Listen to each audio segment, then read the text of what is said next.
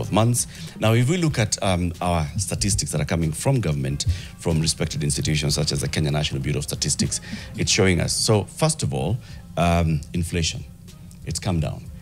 January inflation, we closed at 3.3%. 3.3%. Yeah. And if you compare to January 2024, where it was? 6.9. Okay. So it's dropped. And I know Waziri, these are some of the things that Waziri has in his fingertips, and he goes telling people, look at the changes that are. So inflation has come down.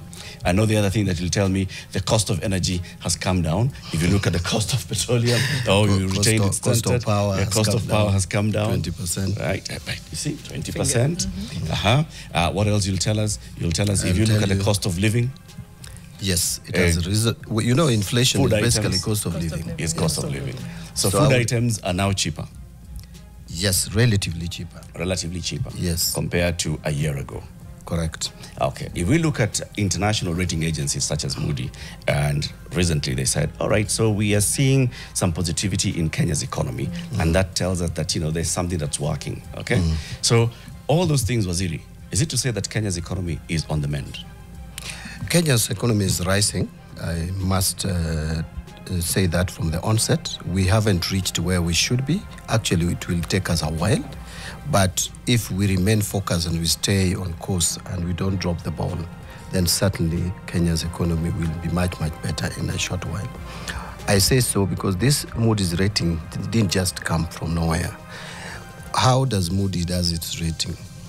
Or these rating agencies, they rate you depending on your ability or forecasted ability to repay your debts.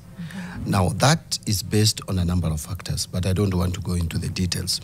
What has worked for Kenya in the past few months, and it is a very short while actually, from July to where we are today, is that, number one, we have reduced the cost of borrowing from the of government papers, the issued government papers. Latif, you will realize that around August, the 91-day Treasury bill was trading at 15.6, almost 16%. Yes. That has come down to about 9.5 today, single digit in a long while.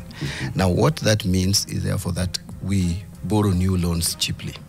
And you see, when you are borrowing cheaply, it means then that the cost of servicing that loan goes down, the debt servicing cost goes down, and that enhances or allows you fiscal space.